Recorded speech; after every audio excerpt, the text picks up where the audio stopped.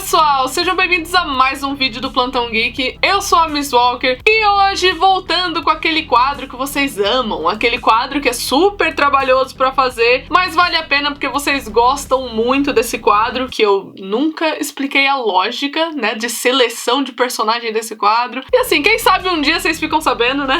Mas pra quem é novo no canal, seja muito bem-vindo, seja muito bem-vinda ao Arquivo Stranger, que é aquele quadro que eu seleciono um personagem de Stranger Things e eu basicamente decupo ele, sabe? Eu coloco toda a trajetória, algumas informações sobre esse personagem e também o que eu acho que vai acontecer futuramente com ele ou com ela. Antes de eu começar aqui, não se esquece de se inscrever no canal e deixar um like, porque isso me ajuda muito. Compartilha esse vídeo pra todo mundo que você conhece que gosta de Stranger Things, porque, sério, essa é a melhor forma de você ajudar o meu trabalho aqui nesse quadro que, como eu falei, é muito trabalhoso fazer, é muito trabalhoso editar. Enfim, é uma coisa de louco e aí você pode me ajudar dando o seu like e compartilhando o vídeo, né? Como eu falei, favoritando, enfim, divulgando aí pra galera. Antes de eu começar, eu queria deixar muito claro que as informações que eu peguei pra esse quadro aqui, eu catei neste livro que é o anuário de Stranger Things, é o Hawkins High School Yearbook. Basicamente é um anuário de vários personagens. E no quadro de hoje nós teremos tudo o que você precisa saber sobre Steve Harrington.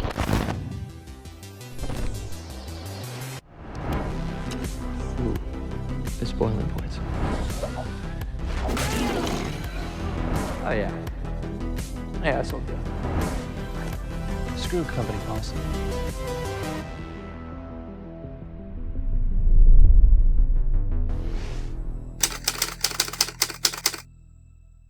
Nascido em 1966, o que aí, se você fizer algumas contas matemáticas, você vai descobrir que lá na quarta temporada, sabe, essa temporada nova que vai sair, o Steve vai ter agora 20 anos de idade aproximadamente. Sim, gente, o Steve é o personagem mais velho ali do bonde dos adolescentes, né, dos jovens adultos e tudo mais. Então, em teoria, o Steve vai ter 20 anos agora na nova temporada. E também fica bem óbvio ao decorrer da série, né, por algumas coisas que a gente vai vendo com o Steve, que ele é de uma família bem rica. E eu já quero deixar uma coisa bem esclarecida aqui, porque às vezes eu recebo isso na minha DM, aí eu já, né, quero deixar certinho que o Steve é filho único, tá bom, gente? Por que eu tô falando isso, né? Às vezes você acabou de chegar em Stranger Things, você não sabe o que eu tô falando. É porque em 2016, lá atrás, tinha uma galera que cismou que aquele valentão que apareceu na primeira temporada, sabe, que zoava os meninos, o Troy, vai estar aparecendo a fotinha dele aqui pra vocês reconhecerem quem é. Tinha uma galera que jogava o nome desse menino no Google e aparecia Troy Harrington. Então a galera criou uma noia que eu não sei da onde, sério, gente,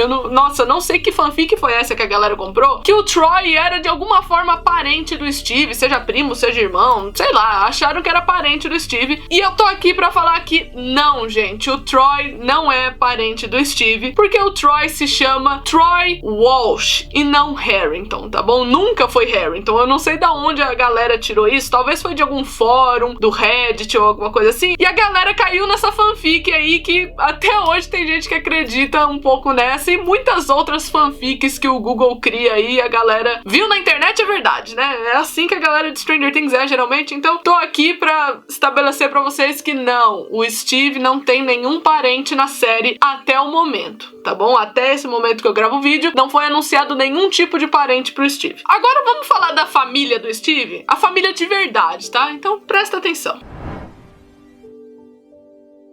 Apesar da gente não ter muitas informações da família do Steve, como por exemplo o nome dos pais dele ou algo assim, a gente consegue entender mais ou menos como é a relação do Steve com a mãe e com o pai dele respectivamente. Como eu falei, o Steve é de uma família rica e dá pra gente perceber isso só olhando a casa do cara, né? Compara a casa dos outros personagens com a casa do Steve. A casa do Steve tem uma piscina, uma casa gigantesca, então assim, com certeza o Steve é de uma família rica romântica, e já foi mencionado ali por cima que o pai dele tem uma empresa própria. Inclusive, uma coisa super curiosa é que a Nancy, em um momento ali com o Jonathan durante a primeira temporada, ela associa muito a relação que ela tem com o Steve com a relação da mãe dela, né, a Karen, com o Ted, que basicamente seria uma mulher que casou com um cara rico e ficou ali cômoda, sabe? Ah, eu tenho uma vida estável, eu tenho uma vida feliz aqui, no máximo que eu consigo. Não é a vida ideal pra mim, não é uma vida romântica nem nada assim, só que é uma coisa estável, eu consegui criar minha família. E a Nancy comenta isso meio que reflexiva, sabe? Ela meio que julgando o que a mãe dela fez e tal. Então isso é mais uma evidência que o Steve é o cara rico da relação ali, né? A Nancy, ela fica justamente contra isso. Ela fica refletindo se ela gosta mesmo do Steve, toda aquela coisa. Então isso é uma pista que a série dá pra gente sobre o Steve ser rico, não ser, né? A gente vê um pouquinho da situação familiar e financeira dele nessa cena com a Nancy também. Agora, em relação ao convívio do Steve com os pais dele, a gente também tem algumas pistinhas aqui e ali sobre como funciona essa relação. Na primeira temporada, o Steve decide dar uma festa ali,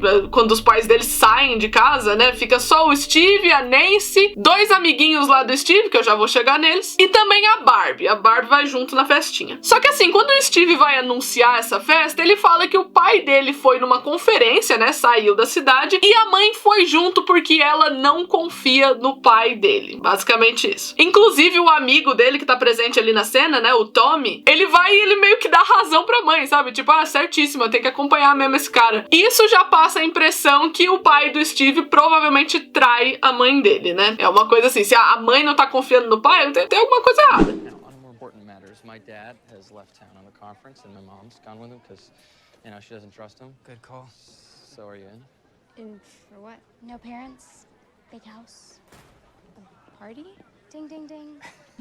E dá pra ver também que o Steve considera o pai dele um grande babaca, digamos assim, né? Ele usa a palavra asshole pra descrever o próprio pai. E isso é dito no momento que a Barbie some, né? Alguns dias depois que a Barbie some e a Nancy fica ali conversando com o Steve, ele se mostra mais preocupado com o que os pais vão achar de todo aquele fuzuê, né? Envolvendo o sumiço da Barbie, do que com o próprio sumiço em si. Ele classifica o pai dele como asshole, né? Como babaca. Por isso que seria um grande problema pra ele. Inclusive, o Steve, ele deve ter uma relação tão podre assim com o pai dele que lá na segunda temporada, quando ele precisava de notas pra passar na faculdade, enfim, né, pra conseguir uma nota legal ali pra faculdade, ele disse pra Nancy que se por um acaso ele não conseguir a nota ideal, ele vai ter que trabalhar com o pai dele, o que era péssimo, sabe? Ele fala disso de uma maneira péssima, tipo, nossa, vou ter que trabalhar com meu pai. E a gente também vê um pouco mais do pai do Steve quando ele finalmente se forma, né? O Steve chega na terceira temporada formado já, e ele fala que o pai dele basicamente deu um ultimato pra ele, porque o Steve não conseguiu a nota ideal pra ir pra faculdade. E aí o pai dele falou, olha, é o seguinte, ou você trabalha, não tem outra opção. Você não quer trabalhar comigo, né? Você acha que é um sacrifício trabalhar comigo? Tudo bem, vai arrumar um trabalho você não vai ficar em casa vagabundeando. E é por isso que o Steve vai trabalhar no Scoops Ahoy, vendendo sorvete. Também é bem evidente que o pai do Steve nunca gostou do fato do filho ser meio festeiro, sabe? Ah, ele é o popularzão, ele não tá nem aí. Inclusive, dá a entender em uma cena na terceira temporada que o pai do Steve já perguntou se ele usa droga ou qualquer coisa assim, né? Porque o menino é festeiro, vive saindo, será que tá metido com droga, sabe? Toda aquela coisa. Com isso, a gente já percebe que, pelo menos em casa, o Steve tem uma relação meio complicada com os próprios pais. Mas e na escola? Como será que é o Steve na escola?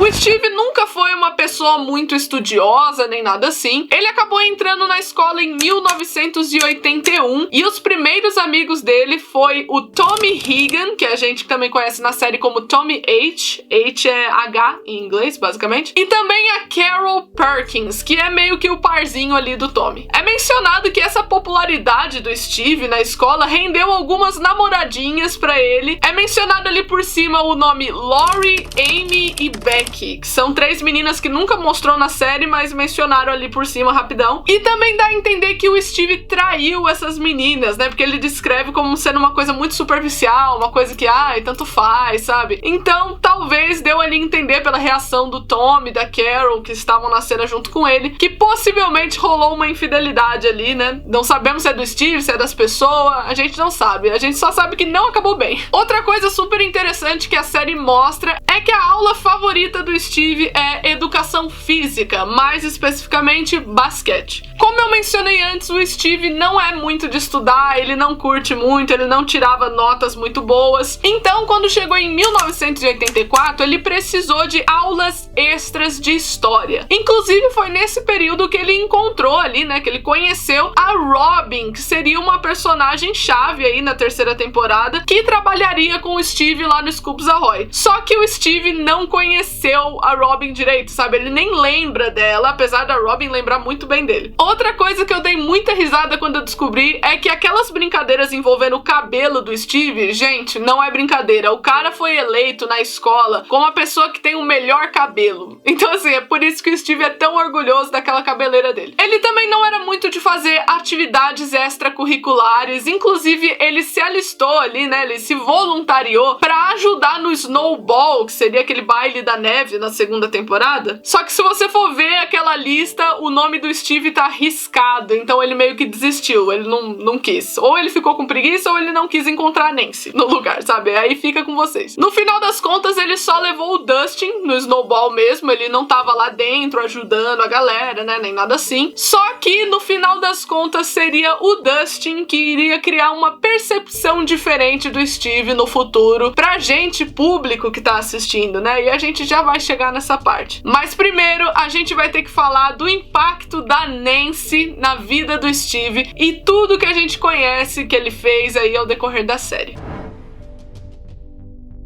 Steve Harrington e Nancy Wheeler começaram a namorar em 1983, ali aproximadamente no mês de novembro. E apesar deles terem ficado algumas vezes no banheiro lá, como a gente viu na série, a história do Steve mesmo começa a entrar assim em cena, digamos, a partir do dia 7 de novembro, quando ele decide chamar a Nancy pra sair, só que ela é impedida de sair de casa por conta do que aconteceu com o Will, né? O Will Byers tinha desaparecido e a Nancy não pôde sair de casa. O que fez o Steve entrar pela janela dela e meio que ajudar ela a estudar química ali, né? Ele queria fazer outra coisa. Deu pra ver que ele estava afim de fazer outra coisa, mas aí ele respeitou a Nancy e começou só a ajudar a menina a estudar pra prova mesmo. No dia seguinte aconteceu a ceninha que eu já mencionei aqui rapidamente, que os pais do Steve saíram da cidade e ele decidiu fazer uma festinha com os amigos, mais a Nancy e a Barbie. Juntou todo mundo ali. Durante a festa, a Barbie acabou se machucando ali quando ela tentou abrir uma lata pra tomar cerveja, né? Porque essa galera, não sei porquê, em vez de beber normal, né? Como ser humano, eles quiseram furar a lata. Idiota, né? Pelo amor de Deus. Mas enfim, a Barbie entrou pra ela cuidar ali do que aconteceu com o dedo dela e todo mundo começou a brincar na piscina na ausência da menina. Depois disso, o Steve ofereceu algumas roupas secas ali pra Nancy, né? Ele pediu pra ela subir no quarto dele e ofereceu essas roupas. E foi ali que eles acabaram tendo a primeira vez deles juntos, né? Eles ficaram juntos pra valer ali no quarto do Steve, enquanto a Barbie tava esperando do lado de fora, né? Foi nesse momento também que a Barbie foi pega pelo Demogorgon e toda essa história iria começar a partir disso, né? No caso, a história que envolve o Steve. E é claro que isso tudo aconteceu sem ninguém ficar sabendo, né? Ninguém viu a Barbie sumir, nem nada assim, porque tava todo mundo meio ocupado, né?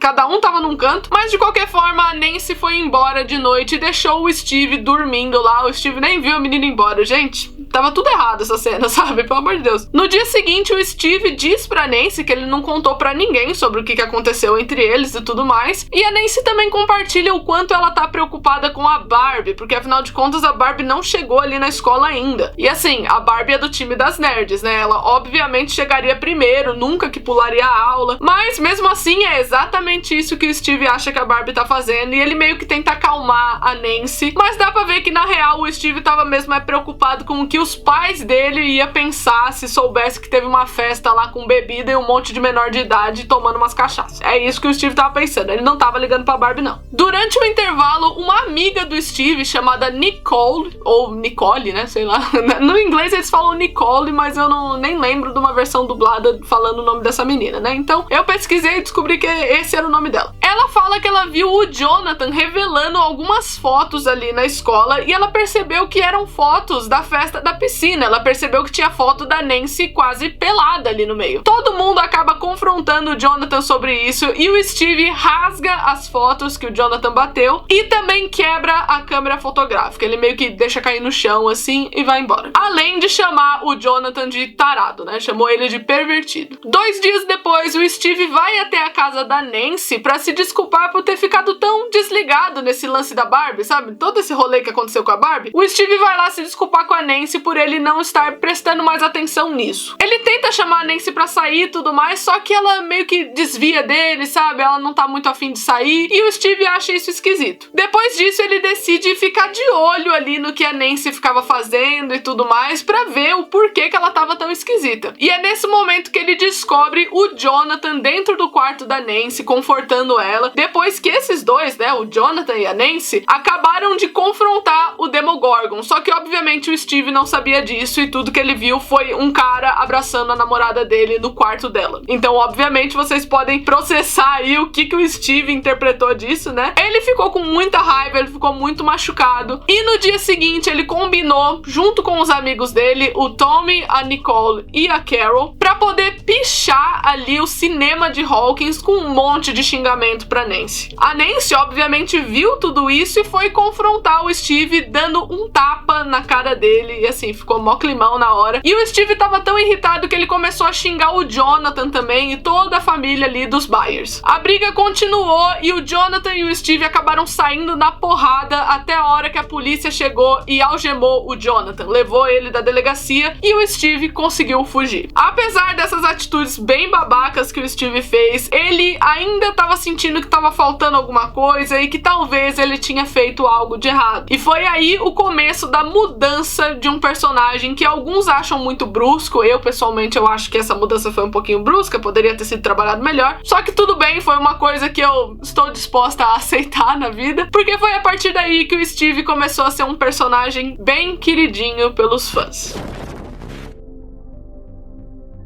Depois da briga que o Steve teve ali com o Jonathan e com a Nancy e tudo mais, ele começou a pensar nas cagadas que ele tinha feito, basicamente. Ele falou, nossa, talvez, só talvez eu não devesse ter pichado ali, né? Eu não deveria ter deixado os meus amigos pichar todo aquele xingamento pra Nancy, porque ao contrário deles, a Nancy se importa com as pessoas, né? Ela realmente liga pra essa galera, e o Tommy e a Carol aqui só estão enchendo o saco. Eles só estavam xingando a Nancy o tempo todo. E aí teve uma hora que o Steve não aguentou mais e começou a discutir tanto com o Tommy quanto com a Carol. Inclusive, ele sai quase na porrada com o Tommy e acaba xingando os dois ali de miserável, né? Idiota, miserável, que vocês não ligam pra nada. A Nancy liga pras pessoas, eu não sei porque que eu tô ouvindo vocês. Dali, o Steve abandonou os amigos dele e foi direto pro cinema pra apagar as pichações que eles tinham feito ali em relação a Nancy. Tipo, ele se arrependeu quase que na hora. Durante a noite, o Steve decide ir até a casa do Jonathan pra pedir desculpa pra ele também, né, por ter falado mal da família e toda aquela coisa. E quem atende a porta é a Nancy. E é nesse momento que o Steve, ele começa a não entender nada do que tava acontecendo, porque tava rolando um ataque do Demogorgon na casa dos Byers. E a Nancy começou a apontar a arma pro Steve, mandando ele ir embora, e o Steve não tava entendendo nada. Ele falando, gente, o que que é isso? Do nada, vocês estão com um corte na mão aqui, do nada você tá apontando uma arma pra minha cara, o que que tá acontecendo? Só que essa discussão não foi muito adiante, porque de repente as luzes começaram a piscar e o Demogorgon começou a atacar eles. Quando o monstro desaparece, o Steve até tenta ligar pra polícia, ele tenta ir embora, só que ele decide voltar pra ajudar o Jonathan e a Nancy a enfrentar o Demogorgon, numa cena até que é bem clássica do Steve, né? Ele volta com um bastão de beisebol ali, todo cheio de prego que o Jonathan tinha feito, jeito, e juntos eles conseguem queimar o Demogorgon vivo. Agora, indo direto pro Natal, a gente percebe que o Steve e a Nancy estão de boa já um com o outro, eles reataram. Inclusive, o Steve pede pra Nancy dar uma câmera de presente que o próprio Steve comprou pra compensar aquela câmera, lembra que o Steve quebrou do Jonathan? Então ele foi lá e comprou uma nova pra dar de presente pro menino. E basicamente foi assim que terminou o ano de 1983 pro Steve, e ele agora estaria indo pro último ano de escola dele, 1984, onde ele se aproximaria mais de uma pessoa que talvez não fosse previsível, né? Na época que Stranger Things saiu, ninguém previu que o Steve ia fazer um novo amigo.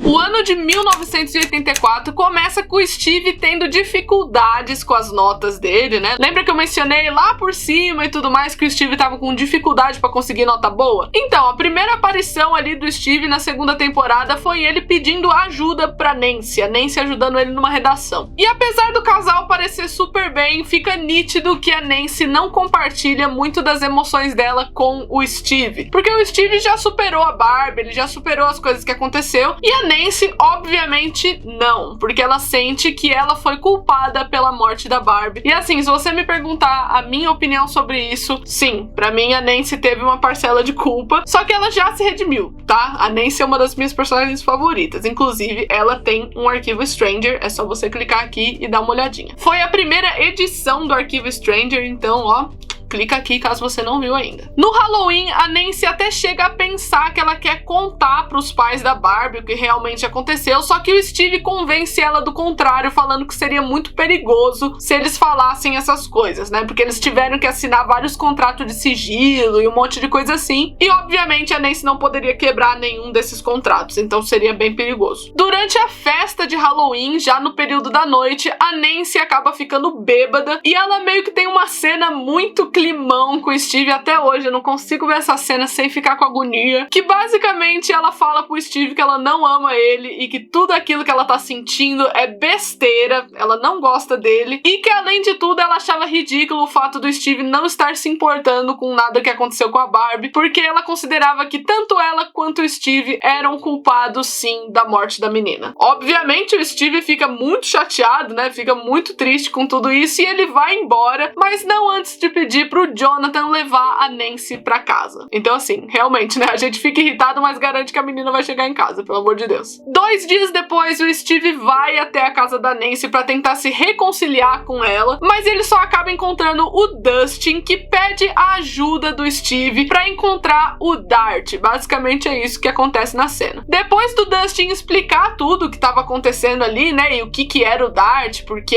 eles estavam atrás de algum bicho, os dois decidem juntos a procurar essa criatura, né, que o Dustin tinha acabado de explicar pro Steve, e eles vão parar lá num ferro velho, onde eles acabam encontrando o Lucas e a Max também. Inclusive, essa jornada deles até o ferro velho é muito boa, porque o Steve fica compartilhando uns conselhos românticos, sendo que ele tá na merda também, né?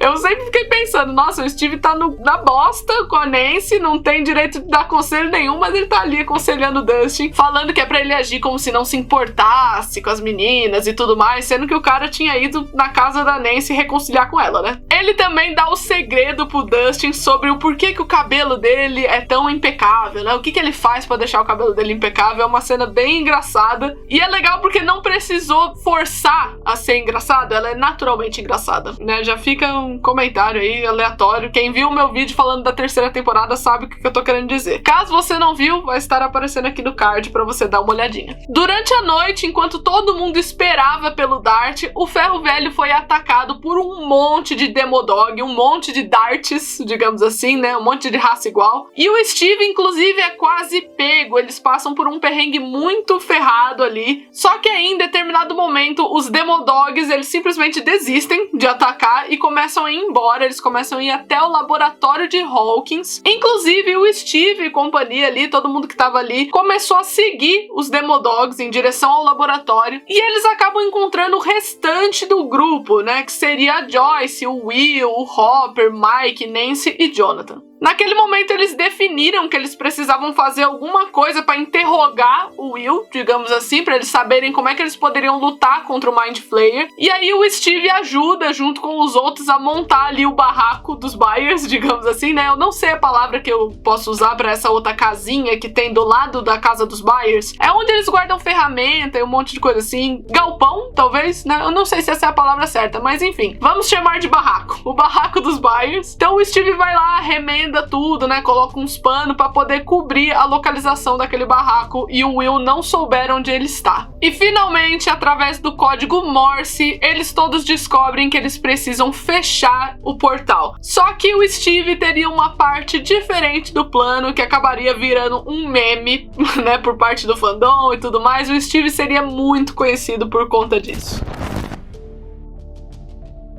Quando a Eleven finalmente chega no grupo, né, porque, é claro, tava faltando somente ela pra fazer parte ali do plano deles, cada um se separa em vários grupinhos e vai, cada um fazer as suas coisas pra poder ajudar ali a enfrentar o Mind Flayer. Só que alguém precisava deixar as crianças em segurança, alguém precisava ser a babá ali da galera que ficasse na casa dos Byers. E a pessoa que foi designada a fazer tudo isso, é claro que foi o Steve. O Steve virou a babá da galera. Só que assim, o Steve, nesse caso, ele é minoria, certo? Tá ele cuidando da Max, Lucas, Dustin e Mike, especificamente. O Mike quis ajudar os outros com esse plano que eles estavam tendo de enfrentar o Mind Flayer pra poder dar uma vantagem pra Eleven. Então o Mike bolou uma ideia de tocar fogo ali nos túneis do Mind Flayer pra poder atrair alguns dos Demodogs e, como eu falei, criar essa vantagem pra Eleven. E aí todo mundo foi na ideia do Mike, é claro, né? Todo mundo queria ajudar. O Steve fica negando, ele fica protestando, falando que é uma péssima ideia, só que nem tem muito tempo de discutir o que realmente estava acontecendo, porque o Billy chega em cena lá na casa dos Byers procurando a Max, né? Ele seguiu uma trilha enorme assim, foi perguntando de boca em boca até ele chegar na casa dos Byers. E lá o Steve tenta mentir pro Billy, falando que a Max não tá com eles, né? Pra poder mandar o Billy pra longe, mandar ele embora. Mas é claro que o Billy percebe, o Billy vê a Max pela janela e eles acabam brigando. No caso, o Billy e o Steve acabam saindo na porrada. E quem acaba com a discussão é a Max, que acaba deixando o Billy inconsciente, mas não antes do próprio Steve estar inconsciente, porque o Billy sentou um monte de porrada nele. É realmente, gente, o Steve, ele não ganha nenhuma luta, entendeu? Não era com o Billy que ele ia ganhar. E depois disso, a Max pegou o carro do Billy e foi meio que dirigindo ali de acordo com o que ela sabia. Os caras pegou o Steve, colocou num carro todo remendado com band-aid, assim, e eles, no final das contas, acabaram seguindo o plano do Mike mesmo e ajudando ali no plano principal do grupo, que tava cada um dividido, lembra? Eles acabaram ajudando a Eleven, atraindo a atenção dos Demodogs com aquele plano do Mike de queimar os túneis. Meses depois, quando o portal já foi fechado, indo agora diretamente pro Snowball, a última vez que a gente vê o Steve na segunda temporada é quando ele deixa o Dustin na porta do Snowball e ele vê a Nancy assim numa janela e decide não entrar pra falar com ela, né? Não insistir mais com ela. Ele simplesmente pega o carro e dirige, o que representa bastante o fato do Steve ter meio que superado a situação, sabe? Ele não foi lá reconciliar com a Nancy, falar com ela de novo. Ele simplesmente foi embora. No ano seguinte, em 1985, o Steve começa a trabalhar no Scoops Ahoy, que é uma sorveteria que fica dentro do Starcourt Mall, o shopping ali de Hawkins. E sinceramente, a história do Steve na terceira temporada não foi tão trabalhosa, né? A gente já vai falar um pouquinho mais sobre isso, mas eu vou tentar resumir bastante os acontecimentos da terceira temporada, porque realmente, gente, o Steve não teve uma participação tão gigantesca igual nas temporadas anteriores. Nesse ponto, pra você ter uma ideia, o Steve começa abrindo a temporada desesperado pra ter um parzinho. Ele começa a flertar com todas as meninas e inclusive isso cria uma piada ali, né, no momento, de que o Steve não sabe flertar e a Robin, que é a parceira dele ali no Scoops Ahoy, fica só marcando numa tábua quantas vezes o Steve não flerta direito, sabe? Quantas vezes ele passa vergonha com as meninas. A relação do Steve com o Dustin continua na terceira temporada, inclusive o Dustin passa 90% da temporada, se não mais, com o Steve, porque o Dustin chegou simplesmente pro Steve um belo dia e falou que interceptou uma comunicação russa através do rádio que ele tinha feito, que ele chamou de cérebro, basicamente, né? Uma palavra pra cérebro. O Dustin Dustin pede ajuda do Steve para interceptar essa comunicação, né, e começar a entender, talvez traduzir o que os russos estão falando e tudo mais, com a justificativa que tanto ele quanto o Steve seriam vistos como heróis americanos. E aí é claro que o Steve topa, achando que vai arrumar mais meninas com isso. Mas quem cuida mesmo da parte da tradução não é nem o Steve e nem o Dustin, e sim a Robin, que era fluente em trocentas línguas lá, trocentos idiomas, então quem fica com a parte de tradução é a Robin. A Robin termina de traduzir a primeira parte da mensagem e durante a noite ela compartilha ali com a galera o que ela descobriu. A mensagem era o seguinte: a semana é longa, o gato prateado se alimenta quando o azul encontra o amarelo no oeste. O Steve, ele acredita que a tradução tá toda torta, que não faz o menor sentido, e que era mais fácil tentar de novo, né, fazer uma nova tradução, sei lá. E a Robin garante que ela traduziu certo e que, na verdade, ela acredita que aquilo seja um tipo de código, alguma mensagem escondida, qualquer coisa assim. E o Dustin também acredita nisso. Então, mais uma vez, o Steve era minoria ali no meio. Quando eles estão indo embora, o Steve acaba reconhecendo a música de um dos cavalinhos ali que tem no shopping. Sabe aquele brinquedo que a criança, ela senta no cavalinho e ele começa a mexer sozinho, como se fosse um carrossel, só que parado. E aí, com isso, o Steve reconhece que é a mesma música que toca no cavalinho ali do Starcourt Mall, é a mesma que toca na mensagem russa, o que faz o Steve perceber que a mensagem, na real, não vem da Rússia. Ela pode estar em russo, mas ela tá acontecendo ali nos Estados Unidos, mais perto do que eles imaginam. Talvez no próprio shopping, já que a música era a mesma. E com a ajuda da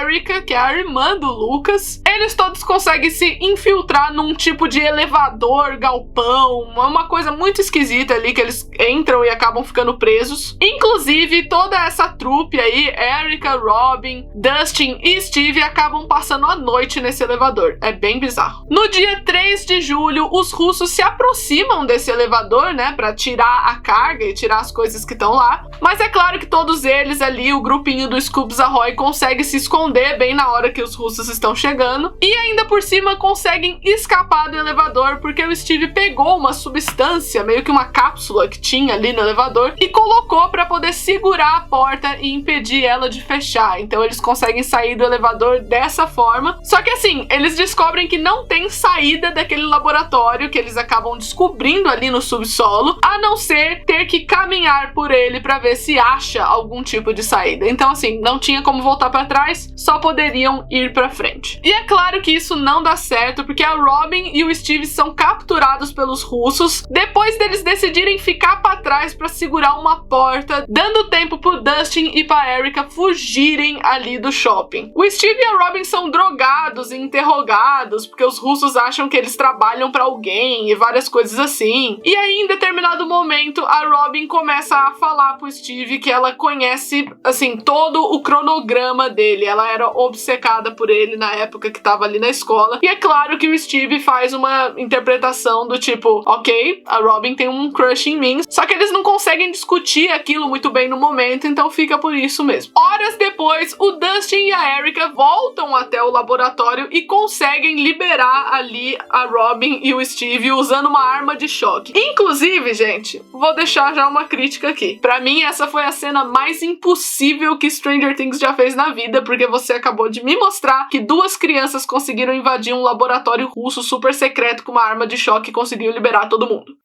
Enfim, de volta no shopping, o Steve e a Robin têm outra conversa e dessa vez a Robin confessa pro Steve que ela é muito apaixonada em uma menina chamada Tammy Thompson e que a Tammy, por sua vez, era obcecada pelo Steve. Era por isso que ela sabia o cronograma inteiro do Steve, sabia o que o Steve fazia da vida, porque ela ficava indignada em como uma menina como a Tammy gostava de um cara como o Steve. A cena é super fofa, termina com os dois rindo um pro outro, e por mais que eu tenha dito uma vez, assim, que eu achei a reação do Steve muito surreal, né, porque eu não acho que alguém dos anos 80, um adolescente dos anos 80, reagiria ao que a Robin falou daquela forma, eu acredito que o que importa é a mensagem e eu amei a maneira que a cena foi montada, basicamente, foi muito bonitinha. Em determinado momento, os russos continuam a perseguir o Dustin, a Erica, o Steve e a Robin. Lá no shopping, começam a perseguir eles, assim, pra tentar matar mesmo, até o momento que eles são salvos pela Eleven, que simplesmente joga um carro em cima dos russos. Todos os personagens se reúnem no shopping em determinado momento e o papel do Steve é levar o Dustin até o Cerebro, pro Dustin poder guiar o Hopper, a Joyce e o Murray pelo laboratório, como se fosse um GPS, né? O Dustin seria o GPS deles, só que obviamente num lugar seguro, num lugar onde poderia ter alcance e eles conseguiriam se comunicar. O Steve deixa o Dustin lá no Cerebro e volta bem a tempo de salvar a vida da Nancy e dos outros que estavam naquele momento lutando contra um Billy muito furioso num carro. O cara tava num carro indo em direção a Nancy e ao carro dos Wheeler pra poder bater e, sei lá, matar todo mundo. E o Steve acaba jogando o carro na frente e parando o Billy bem a tempo. E também quando chega o momento que a Eleven mais precisa de ajuda, o Steve tá ali no meio de todo mundo jogando fogos de artifício em direção ao monstro ali do mundo invertido que tá enfrentando a Eleven naquele momento. O Billy morre, o Hopper é dado como morto, a Joyce fecha o portal e assim se encerra a terceira temporada, com o Steve conseguindo um emprego no Family Arcade, que seria uma locadora. No caso, o Steve e a Robin conseguem um emprego ali na locadora. E assim, é muito engraçado que na real o Steve não ia conseguir um emprego se não fosse a Robin, que assim, ela deu uma puxada de saco no Steve ali, né, pro chefe, falou, ó, seguinte, se eu fosse você, eu contratava o cara, porque as meninas vêm atrás do cara. Sendo que ela viu que o Steve não é bom com flerte, então assim, foi na bondade mesmo. Foi porque a Robin quis ajudar. E assim o Steve deixou a gente, né, na terceira temporada, empregado numa locadora. E essa foi a última vez que a gente viu o Steve. Gente, eu vou ser muito honesta com vocês nesse momento, que o que eu espero do Steve é que ele pare de ser tratado como apenas uma babá. Porque pra mim, o Steve é um personagem que ele tem um potencial muito grande, além de ser alívio cômico. Os caras parecem que só usam o Steve pra fazer piadinha, pra ser uma coisa engraçada. Sendo que no início, lá na primeira e na segunda temporada, eles estavam desenvolvendo essa coisa do Steve, dele ter uma índole, sabe? Ele tem um senso de certo e errado. Como eu falei, eu achei que essa redenção dele, essa troca, foi muito rápida. Sim, achei. Só que agora que você já tava no embalo, né, como na segunda temporada, aprofundava mais essa questão das camadas do Steve, né, o que ele gosta de fazer, o que ele não gosta, como é que ele vê as pessoas, né, não só as mulheres e relacionamento e etc. Mas como ele vê a galera dele, como ele vê um monte de gente. O que o Steve quer da vida? Alguém sabe me responder qual é a ambição do Steve? O que ele quer fazer? Como ele quer fazer? E por que ele quer fazer determinadas coisas? Isso são perguntas, por exemplo, que eu tenho sobre o Steve que nunca foi respondida ao decorrer da série. Inclusive, nem nesse anuário que eu mostrei pra vocês aqui no começo do vídeo, eles respondem a ambição do Steve. Então eu espero que o Steve seja um personagem que seja mais bem trabalhado nessa questão pra eu saber qual é a dele, sabe? O que ele tá fazendo na série. Não me surpreende, por exemplo, que toda temporada tem gente achando que o Steve vai morrer. Sendo que eu já falei o que eu acho sobre isso, né? Eu não acho que o Steve vai morrer, nem nada assim. Só que assim, se você não der uma função pro Steve, ele vai ficar ali de enfeite. E entre ele ficar de enfeite e morrer, é mais fácil que ele morra, sabe? Geralmente as séries, os filmes trabalham nesse conceito. Você não tem personagem que é enfeite. Então eu adoraria ver as pessoas, né? Os roteiristas ali responsáveis por Stranger Things darem uma função pro Steve que seria a mais dessa piada de o Steve é a babá, o Steve cuida das crianças. Pô, não tem nem mais criança na série. O Steve vai cuidar de quem? Dos marmanjos de 16, 17 anos? Porque a galera tá chegando nessa idade. Vocês já pararam pra pensar que as crianças que o Steve cuida têm a mesma idade da Nancy na primeira temporada? Então assim, ninguém é criança mais. O Steve vai cuidar de quem? Agora o que seria interessante é você trabalhar uma relação diferente do Steve com essa galera. Eu, pessoalmente, separaria um pouquinho o Steve do Dustin, porque caso contrário ia ficar 3 temporadas seguidas com o mesmo duo, e eu não acho que tenha mais coisas a serem trabalhadas nesse ciclo. Talvez seja mais interessante você dar interações diferentes do Steve com outras pessoas. Enfim, isso seria o que eu espero pro Steve até o final. Eu quero que ele ache uma ambição, que ele tenha um propósito pra ele estar existindo ali e ele colaborar ainda mais, porque se um personagem sabe do que ele é capaz, se um personagem sabe o que ele quer fazer, ele consegue ser bem mais útil. Então é isso, eu espero que vocês tenham gostado gostado do vídeo de hoje. Não se esquece de se inscrever no canal e deixar um like, porque isso me ajuda muito. Compartilha esse vídeo pra todo mundo que você conhece que gosta de Stranger Things, que gosta do Steve também, né? Já que esse arquivo Stranger é sobre ele. E eu vejo vocês no próximo vídeo. Tchau!